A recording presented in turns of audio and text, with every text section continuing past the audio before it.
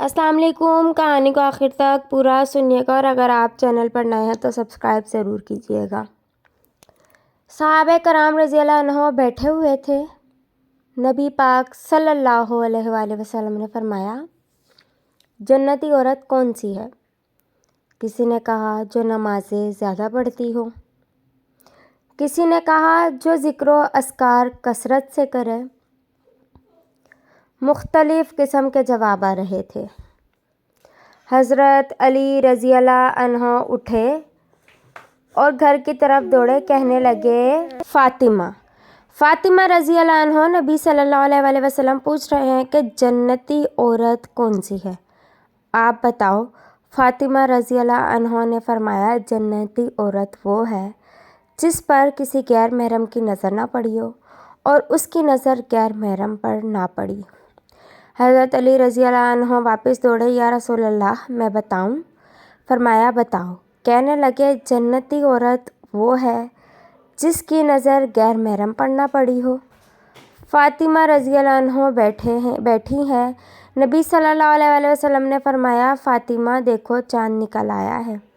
کہنے لگی، ہاں ابا جان نکلا ہے۔ دوبارہ فرمایا، فاطمہ دیکھو چاند نکل آیا ہے۔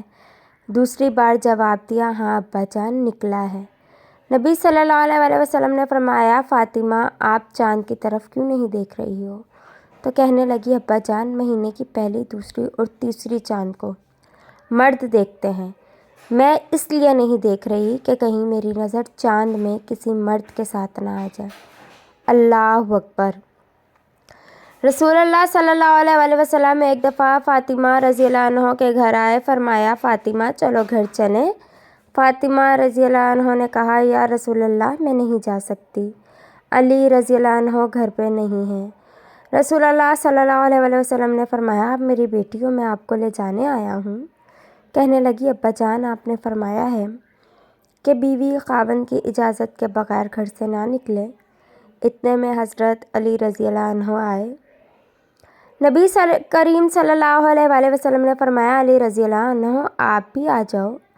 رسول اللہ صلی اللہ علیہ وآلہ وسلم آگے، فاطمہ رضی اللہ عنہ پیچھے اور علی رضی اللہ عنہ اس کے پیچھے چل پڑے۔ حضرت علی رضی اللہ عنہ بولے، یا رسول اللہ فاطمہ سے ایک بات پوچھوں؟ میں اس کا خاوند ہوں، یہ مجھ سے آگے جا رہی ہے۔ رسول اللہ صلی اللہ علیہ وآلہ وسلم نے فرمایا، فاطمہ علی کو جواب دو۔ تو کہنے لگی، میں آپ کے پیچھے اس لیے جا رہی ہوں کہ آپ کے قدموں پہ میرے قدم آئے اور میرے قدموں پہ علی کے قدم آ جائیں اور میرے قدم مٹ جائیں۔ ایسا نہ ہو پیچھے آنے والے لوگ کہیں کہ فاطمہ کے قدم ایسے تھے۔ اللہ اکبر۔ اسے کہتے ہیں حیا۔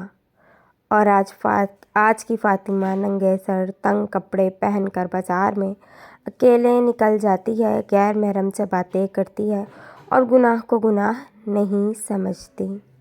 اللہ حافظ۔